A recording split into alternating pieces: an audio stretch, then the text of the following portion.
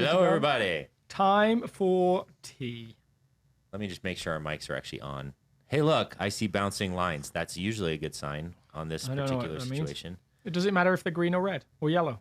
No, they're good. Okay, We're good to go. I love it. Welcome, everyone. We have this fun hook today of is Christianity nonsense or does Christianity make sense? Kind of not sometimes. Kind of not sometimes. I like it. It's a robust defense. How's that for an apologetic? But it's this really weird week where we were kind of doing our short prep time, which is not particularly long given how busy we both are. And neither of us preached at South, our home church, this week. And so usually that's not the case. And if it's not usually the case, usually we invite someone in to that conversation. That was a very kind way of saying Aaron dropped the ball and didn't invite Dan. And so Dan had another meeting. So I appreciate you trying to give me a little pass of like... Whoever was supposed to do that didn't do it. It was definitely me. And so Dan, our pastor of care, our legendary pastor of legacy, of history, of all these different things. I wonder if we're supposed to blur out brands or something. Maybe, I don't know. Since we're such a hugely successful podcast. We've really put a lot of effort into becoming very successful. Yeah. So Dan preached and he did a wonderful job, but it was neither of us. And the way you listened to something, well, you were busy, so I don't think you managed to hear much of anything. I had a baby in the lobby situation. So this is how chilled out this podcast is. You can have a baby in the lobby. So you should bring the baby to the podcast. Yeah. And I was there, actually. I listened to both services for the most part, I think for the whole thing. But it was definitely different to preaching it yourself. So Dan brought all this beautiful wisdom around this passage in this book, Corinthians. So if you're unfamiliar with the Bible, and if you are, wow, you ended up on this podcast, that's a strange place to be. But if you are unfamiliar, Corinthians is a letter written by a guy called Paul in about 53 AD. And so can I do story time for a little bit? So can you please tell me the story? Because I've not actually talked about Corinthians on this podcast. No. So this is actually sort of going to cover both Dan's message and give us a little bit of context for the rest of the series. So once upon a time. Yeah, once upon a time there was a city.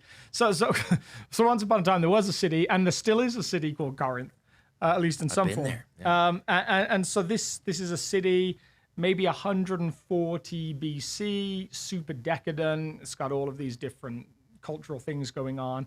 One Greek, I'm trying to remember the name of the. Is it Draco, the author? No, that doesn't sound quite right.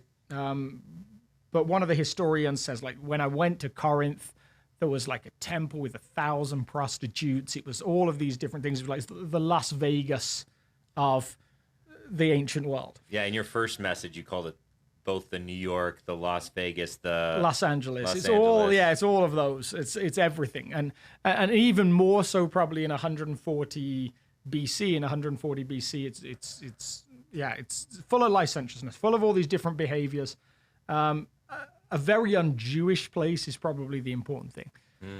And then it's destroyed by the Romans in 140 BC, but it's just too important not to exist. It's one of those places that it just makes too much sense. I'm trying to think of a modern equivalent for us today, because in America there probably isn't one. Like there's some cities that you're like, there just has to be a city there.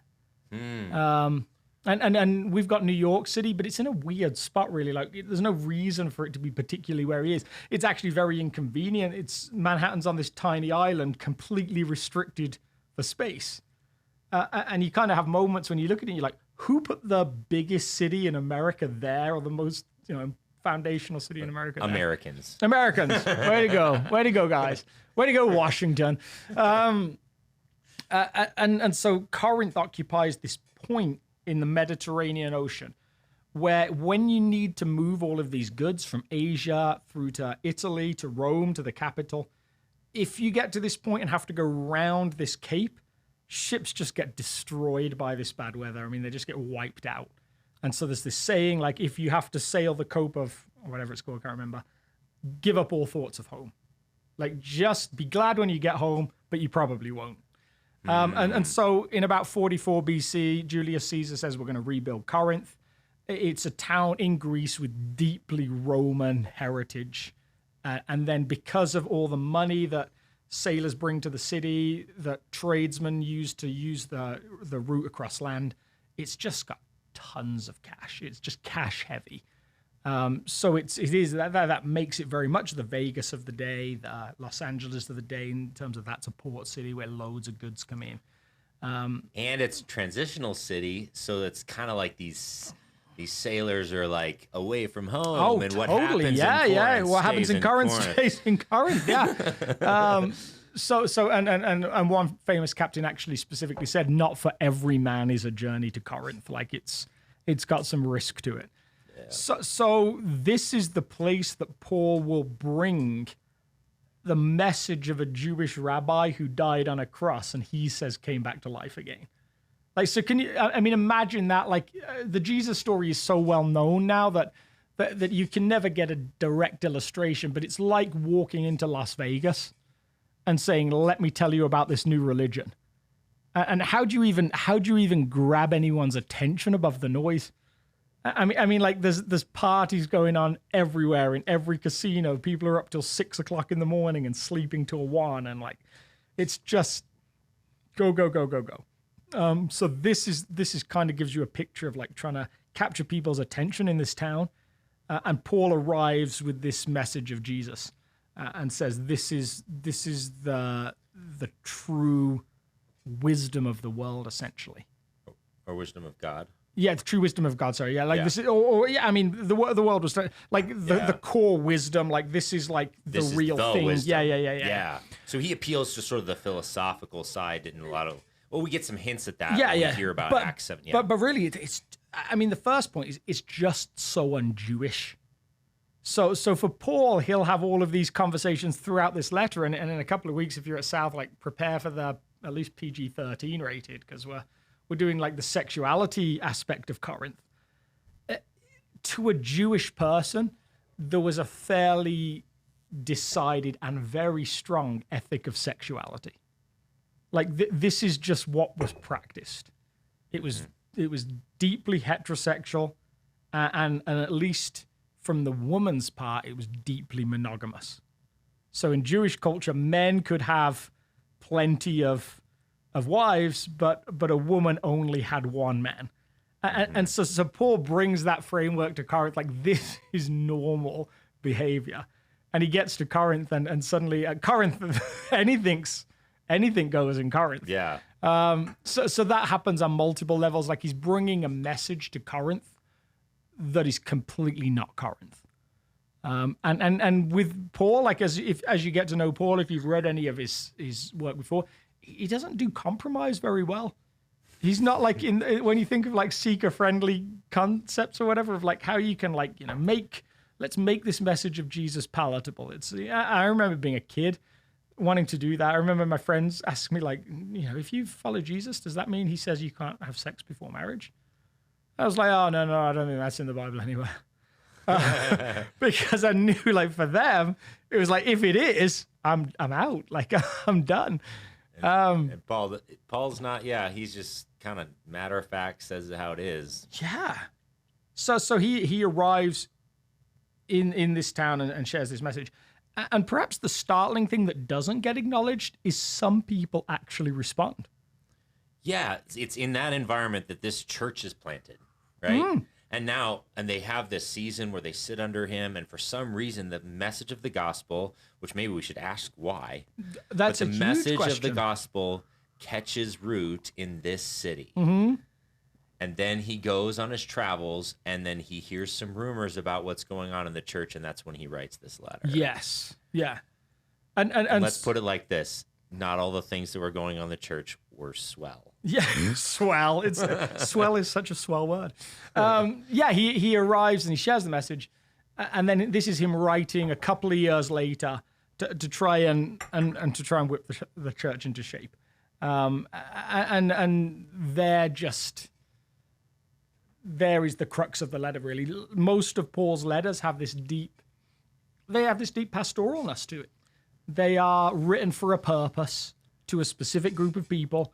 We've taken them over the years, and we can talk about why. Like, it's inspiration. It's God pulls this group of letters together, and we get it as this Bible text.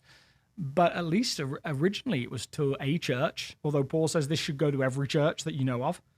But it's very, very contextual. It's very much about this city has needs, and I want to try and correct some stuff. And so it seems like what has happened is that Paul has come and grown the church, and now over the years, a couple of things have happened. They've found leaders that they like better than Paul, and they've found a wisdom that seems different to Paul's. Or it probably just makes a little bit more sense to them given the city they're in and the context that they're in. Like, there was something about the gospel that compelled them originally, but then as they're sitting in their city and they're trying to make what they heard from Paul make sense in their context, and they're hearing other philosophies and all these other things, they're like, well, what if we just tweak this a little bit, or then maybe this aligns, and then they're just trying to make the gospel that they originally heard make sense in their context. And their essential response, as maybe Paul characterizes the whole Greek response, is the gospel doesn't make sense. It doesn't make sense.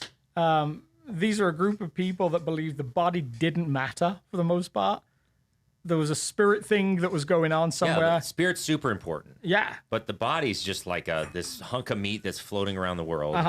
And what it does is so you irrelevant. Can do what you want with it, you can do what you want to it, and you can do what you want to other people's bodies too, and none of that matters.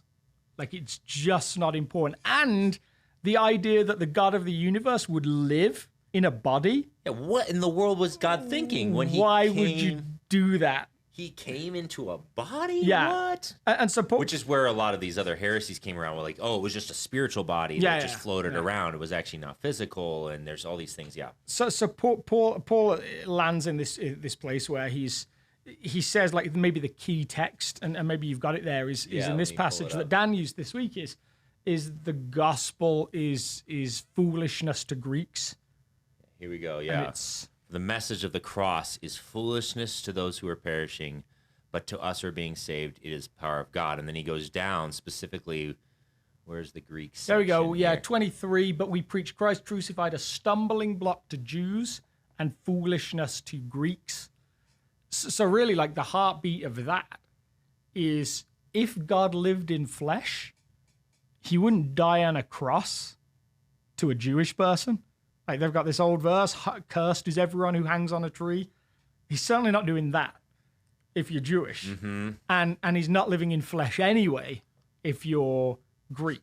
Like, why would God put himself in that place? God is spirit, God is separate, and now you're telling me he's in the flesh, in Jewish flesh, in this backwater town, and he's dying, and then thinks the body is important enough that it would get resurrected again. So everything Paul is sharing with them culturally is nonsense. So what's interesting is one is like is a little bit, so the Greeks, they're a little bit nervous about the gospel because it's too spiritual. Earthy. Yeah, too earthy. Yeah. It's too physical. Yeah. And the Jews are ironically a little bit concerned about the gospel because it's not earthy enough. They're expecting an earthly kingdom with an earthly king that sets up an actual dynasty. Mm-hmm. It's not earthy enough. And there's this spiritual kingdom that God ushers in initially. Yeah. And they're like, no, that we want like an actual king on a horse with a sword kind of thing. Well, that's probably the wrong context, but you know what I mean? So, and both of them are like, no, this isn't computing. God doesn't become physical for the Greek, and the king we're looking for the Jew is an actual physical king like David was. That's what we're expecting. So ironically, it's like this disconnect with how earthy or not earthy enough these two parties think that the gospel should be. Yeah. Super fascinating. Yeah. And so this wisdom question will linger around. And I think I think my intriguing question for us is, when you think about your faith, when you think about what it is to follow Jesus, like how does like the intellectual process of needing stuff to make sense work for you? Man, that's hard. Yeah. Because I think that like has slipped into some of our culture. Like I think we're a lot like Corinth in lots of ways. Like even like with our obsession, like when we talk about heavenly stuff, we'll say stuff like, "Oh, isn't it great? He's with grandma now." And they're probably like doing some like spirit thing somewhere. Like the idea of physical resurrection has almost become a little bit in the church today, a little bit of a struggle. We don't necessarily go there. So I think there's that whole like comfort with spirit, but not really sure about God actually caring about what we do with our bodies and stuff like that. That's language that I've started to hear quite a lot more recently. Totally. Which is fascinating. And then we've started to think through like, and this is a conversation we touched on a little bit the other day, like virtue and doing something, like having a principle should have a good outcome too. Like it should be, if I do this, God should reward it with this. If I live in this way, this should go well. Yeah, like virtue and character should be like this wall of switches that you turn on. Like, yeah. If I am a good boy, I flip this switch. That means I'm a good boy, and then the lights turn on. And then at the end, it's ding, ding, ding, ding, ding, ding, ding. You win the prize and everything. Yeah, I go to the good place and live in bliss forever. Yeah. And one like to a Jewish person, resurrection at least was a deeply to Paul especially. Resurrection is a deeply physical thing, and he'll talk about this. And the body matters, and he'll even say things like at one point, and I don't think we'll cover this in the series, he has this conversation around communion, and he's like, not respecting the communion thing, the flesh thing, is making you sick. Your body is a mess because you're not entering into that in a healthy way. You're doing something physical, and it's got a physical response, and all of that's connected to a spiritual thing. And that, okay, so if we slow down here for a second, maybe this is one observation that maybe will help some of you to realize, like, this physicalness of the Christian faith is one of the unique aspects of this compared to other philosophies and religions that exist in the world today. Christianity doesn't have a corner on spiritual language and spiritual things and this metaphysical sort of stuff. Absolutely. One of the things that the fact that God became flesh, incarnate, and came to this world and to redeem the physical stuff of this world and our bodies, cares about these sorts of, is a pretty unique religious idea in the world today compared to other religious things. And even philosophical worldviews. That I think that's super interesting in our day and age today, because we want to do this separation of spirit and flesh, and Christianity is constantly fighting to bring spirit and flesh back together. Yeah. Super fascinating. Yeah. So this whole question of like, for us, or for the Greeks, and probably for us as well, we're like, well, that physical stuff doesn't make sense. Like, that doesn't seem like the way it should work. Like, there's got to be this thing that's mystical behind the scenes. And we know flesh, it's ordinary, it disappears, it breaks down, it does all of these things. Ideas of resurrection are nonsense. And the question is like, what gives us a framework for figuring out what real wisdom is or real truth is?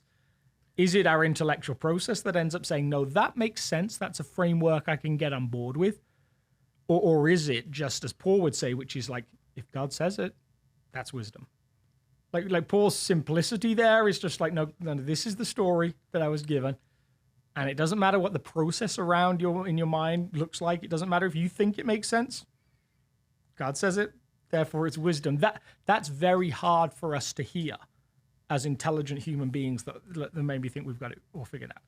Yes, totally. And I think there's some philosophical or logical assumptions that Paul has built into his argument that it I guess you can make some sense out of it if God created the physical, he gets a corner on telling us how the physical should work. Yes. Like I designed the atoms and that make up your body, that make up the planet Earth. Yeah. And I know, because I designed them, how they all fit together in the most ideal possible scenario. And I know how your psychology works and how your brain works and on and on and on. These are all the assumptions upon which Paul makes this statement, like the wisdom of God. You can think it sounds like foolishness, and there may be some evidence that in your mind is fighting against that. But let's just be honest, the designer of it all, he kind of gets to say how it's going to function best. That's his assumption going into these arguments. Yeah. It's super interesting. So for us today, how do you see the gospel sounding foolishness, like foolishness to us today? Well, I wonder if the way I would answer that is like moments where I've had intellectual challenge and like where I say, I feel like if I was doing it, I would have done it like this.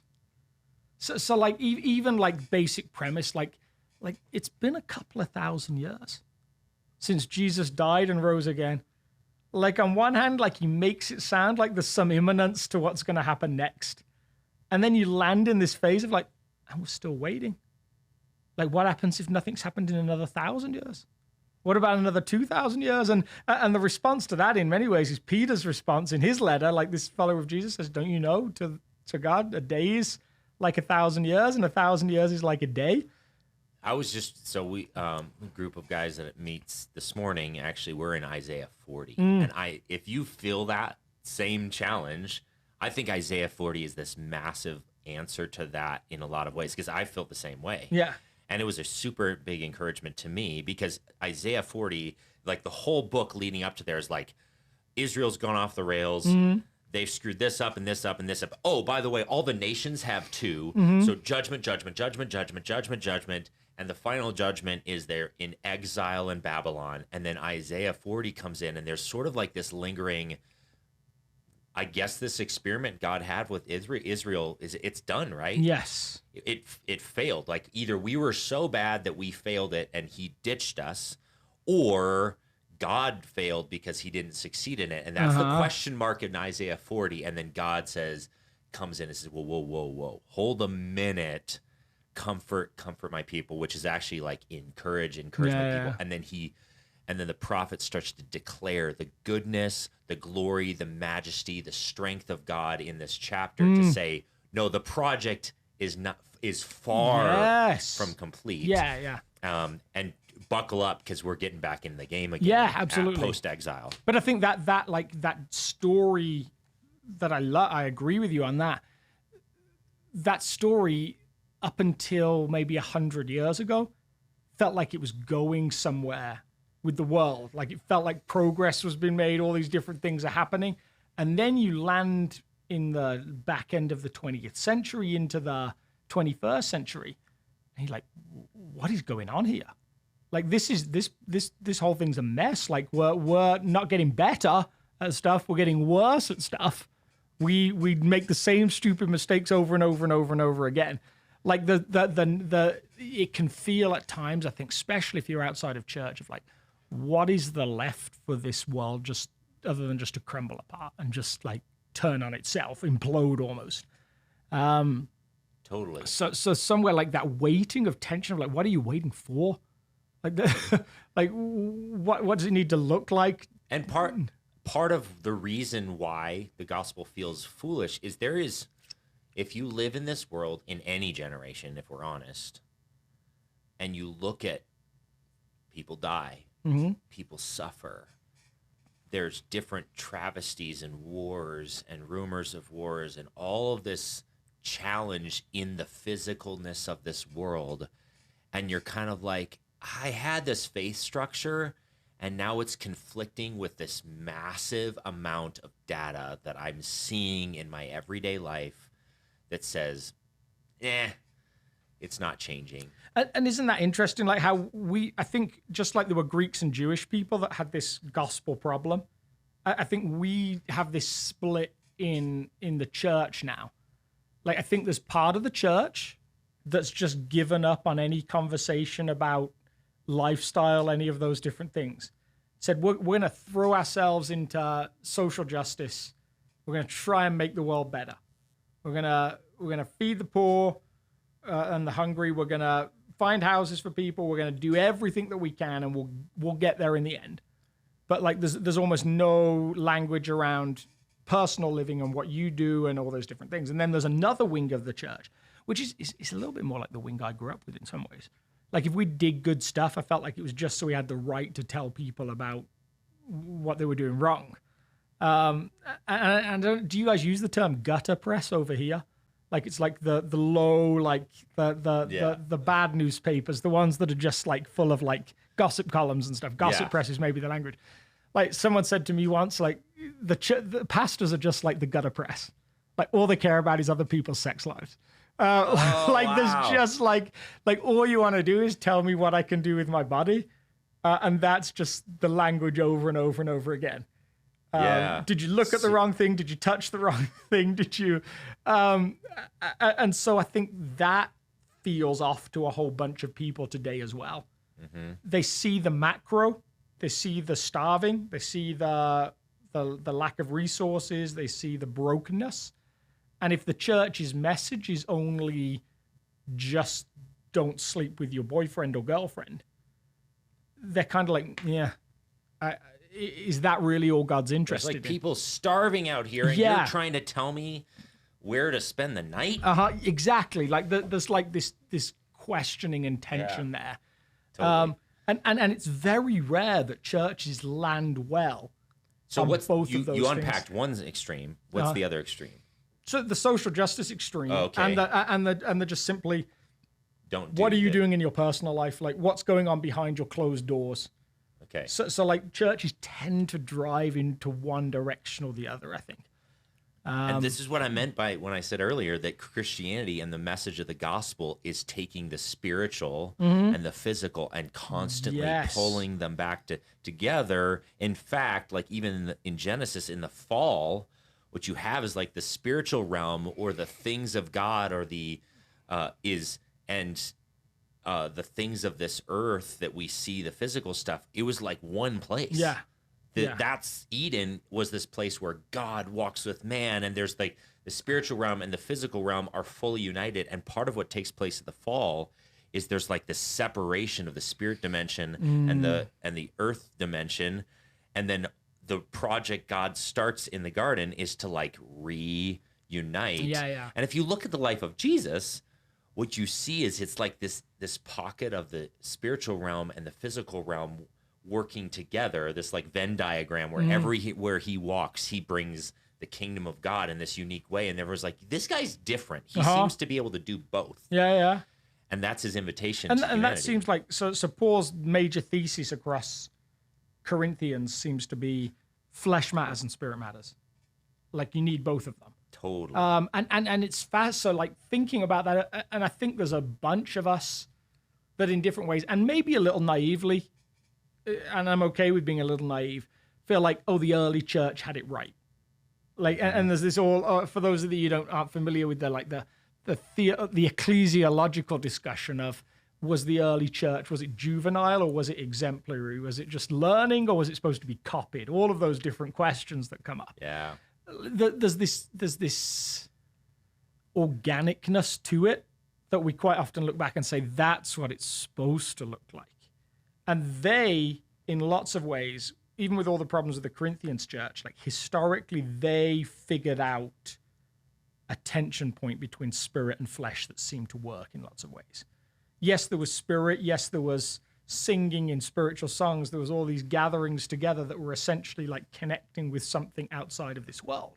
Mm-hmm. And yet when plagues came, they were the ones sat amongst the dying and the poor, feeding them, giving them a good death. In actual fact, was a lot of the time all they could do when these huge plagues came through and wiped out hundreds of people, thousands of people.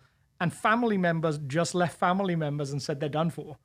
The early Christians were the ones that were sat in the streets with these people, caring for them. Somewhere this unique, spirit's important, flesh is important, justice is important, ethics are important. They managed to hold all of these things together. And when the church gets it right, that seems to be when there's this supernatural move of the Spirit in,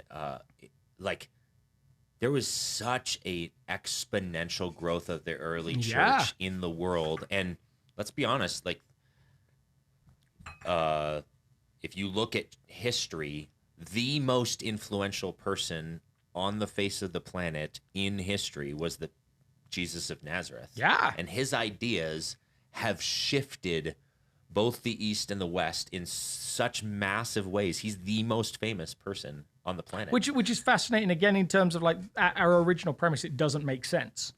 When you think about the Jesus we were told about in the Gospels, never wrote a book, never wrote a song, never traveled more than a couple of 100 miles from his hometown, never built an army, never gathered more than 12 really close followers, never had people fight for him. All of the thing is just so counterintuitive. But what he did do is he introduced humanity back to this tension and this invitation to steward both spirit and flesh in the way they were designed to be stewarded. So I think we've done a decent job articulating, and maybe you're out there and you're listening to this, you're like, yeah, I feel that.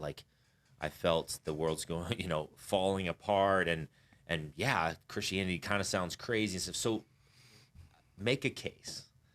What is beautiful about this story of a God who comes in flesh and dies on behalf of humanity, so this text talks about? So I think the thing I come back to, this is a personal thing. I'm not saying this is something that. I'm not saying this is maybe it is something the Bible touches on, or some of the writers touch on. The counterintuitiveness is part of the attraction to me, I think.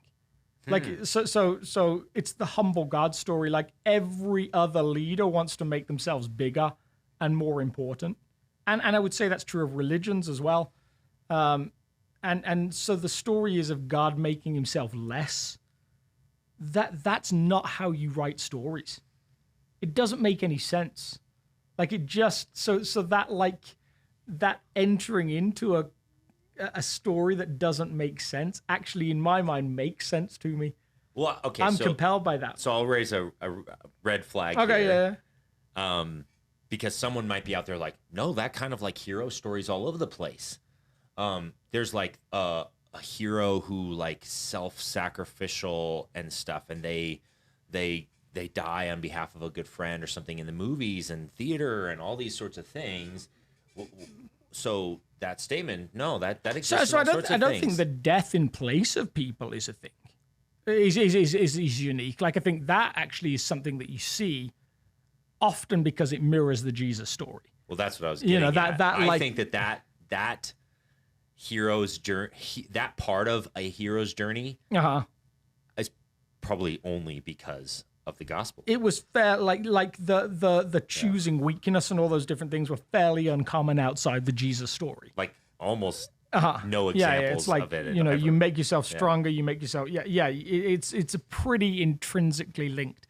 Yeah. But I'm also not sure that there's many stories that again predate the Jesus story of intentionally making yourself less, hiding your power and majesty, or actually surrendering it to live a lower life. That's actually fairly there's stories of Greek gods that do something like that in order to get something for themselves. But to give, that's not really a thing. Yeah, there might be samples of stories where they do some sort of because it was more of a group think kind of culture, they may sacrifice for the group, but Perhaps. It's still to get my tribe to win. Yeah, but still so much of tribalistic. you read so many of the God stories, that predate Jesus, and I'm especially thinking about Roman Greek pantheons. Like there's all these stories about Zeus who would be there and he'd see a pretty girl and he'd be like, okay, I'm going to make myself human for a second so I can do all of the things I want to do down there, and then I'm back to being a god. Yeah. Like it's just like a quick descent just for my own reasons, and then I'm off again. Yep. The idea of coming and giving and sacrifice is just not really there. And then the other compelling thing I think for me is the grace story, because that's not really there either. Like the idea that God forgives simply because of what he does, with no imperative on you to do anything, is pretty unique in the world. And that apparently is a conversation that actually happened. Apparently a bunch of theologians of all different religious streams gathered together and were discussing what Christianity's unique gift was. And the maybe apocryphal story goes that in the middle of all this big argument and kerfuffle, they had all these different ideas and not agreed on anything. And apparently C.S. Lewis wandered in and said something like, there's only a British person kind of like, what's all the rumpus about, or something like that. And they told him what the discussion was, and his reply was, "I was grace." Like that's the unique contribution. The discussion that God takes forgiveness on himself. And I think that's compelling to me. I think because it recognizes my own inability to produce something worthwhile of forgiveness. Like it takes it out of my hands, which I think I feel the need for. I feel it to be true in my own experience. Yeah. Yeah. And for some people, it's, if you've tried to quote unquote save yourself in whatever category you're talking about, whether it's like make my own way in the world, maybe that would be what you'd consider salvation. Experience as many pleasures in the world as possible. There's a story of Solomon, Yeah. You may have ventured out and attempted this in a dozen different ways. And like Solomon, he's like a great example of someone who probably tried his best to experience everything you could possibly experience as a human being. And then he comes back to this, like, none of that counts. Yeah. And then, but this, there is this staying power that the gospel of Jesus has that's unlike anything else. And I believe that it's partially because of this unique ability that the message of Jesus has to explain both the physical and the spiritual world, that starts to like, okay, there's a bunch of counterintuitives if I look at it at face value, but then when you get below the surface of the gospel, it's just to explain like, oh, this is why this works, and this and why my body and my soul feels like there's something more, but then it also explains how to care for my body and all these things all in one message. And I think that the full circle for me is like, I think for me intellectually, finding Jesus required removing some roadblocks. There were some intellectual struggles that needed to clear, and yet ultimately there was no final intellection of the decision. Like there's something about jumping into a faith story, maybe of any kind, but we're talking about the Jesus story, that requires some kind of faith step. And that might just be like the same as a farmer takes when he buries a seed in the ground. And he covers it over, and really like you have to wait to see if it grows. But you can't know for definite. Like there isn't the certainty. There's the theories, there's all these different things. It takes all these different elements, you kind of know what they are. But it is, in the end, it's not about it just making sense. Yeah, and there's a lot about Christianity that does make sense. If even scientifically now, totally. The more the time goes throughout history, we start to like validate certain like, yes. Oh, Jesus said that like praying's important and solitude is important. And we're like, oh, and you yeah, try they and are. you're like psychologists like, hey, we should meditate more because there's scientific evidence that the way of Jesus is actually effective. Even like wow. The Big Bang was deeply troubling to some scientists because they were like, wait, our whole premise was the universe has been here forever. And now we're saying it's got a start point.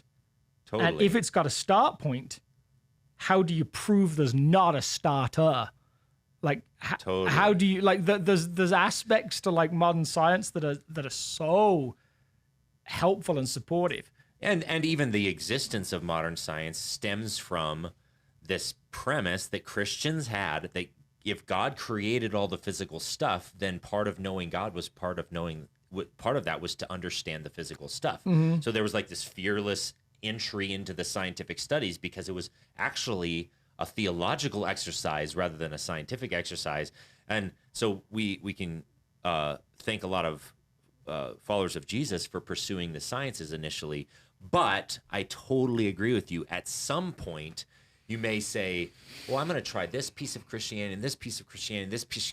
Eventually, there's going to be a challenge that Jesus says, by the way, I think that the best way of living involves this. And you're like, oh. Yeah. And until you believe and maybe have experienced the way of Jesus in a few other ways, and you're starting to trust himself over and over and over again to be right on every account. Yeah. So I'm going to try this on. And in a couple weeks, sexuality might be one of the big ones that's hard. Man, yeah. Because our very physiology is screaming to do a whole bunch of things as far as sexuality is concerned. And that is counterintuitive. Yeah. Like your physiology says one thing, and then the way of Jesus says another thing, and you're like, so I'm supposed to fight against my own biology. Yeah. My biological urge is this direction, and Jesus says, well, actually, the best expression of it is over here, and you're like, and somewhere his argument might just be my ethic, how I've called you to live, is above how you might feel about it, and what might be easy or give you the desired outcome, that's a challenge. Like that's because I want to feel good, and I want a good outcome. Like those are my goals a lot of the time, and sometimes those aren't. And so I just think about this phrase, maybe to close with, is I remember this moment where Jesus is saying some crazy stuff. He's teaching, saying some crazy stuff about blood and drinking and all this. And it's freaking out the Jews because they're culturally they're not. And then all the crowds start to leave. Yeah. And he turns to his disciples and says, are you going to leave too? And Peter is kind of already in that place of surrender. And he goes, I mean, you alone have the words of eternal life. Where else am I supposed to go? Like, I don't get it. All the stuff you were just preaching about is totally wacky and crazy, and it sounds insane to me. But where else am I supposed to go? You alone have now the hard part for us, I guess, is now that we're so ingrained in the story. Even phrases like drinking your blood, we're like, oh yeah, that kind of makes sense. Like bizarrely, I've often thought like most Christians would have more problem if I told them to drink whiskey than if I told them to drink blood. Yeah. Because they're like, that I've got the metaphor there. Like that, like totally. You told me to drink what? So when we share what we have, what we've experienced, it's so easy to share it in a way that's just like, oh yeah, this is normal, and there's a whole bunch of other people that are like, yeah, I don't know. Totally. And there is some of the beauty of our story. Well, we survived not hearing all of Dan's message or preaching the message or all of those different things. Yeah, we did. Like, subscribe, do all those things. iTunes reviews are always helpful. But thanks for letting us meander through Corinthians with you. Yeah, and I'm not sure if I even... Oh, I closed my window to shut this off. So it's just going to be on now until I can find a web browser to shut this off. So now you just have to listen to me. I could just sing a song or something. You should. Tell a joke or, I don't know. All right, I'll just have to go up to my computer and shut it off. I love it. Okay. Bye, everybody. Bye.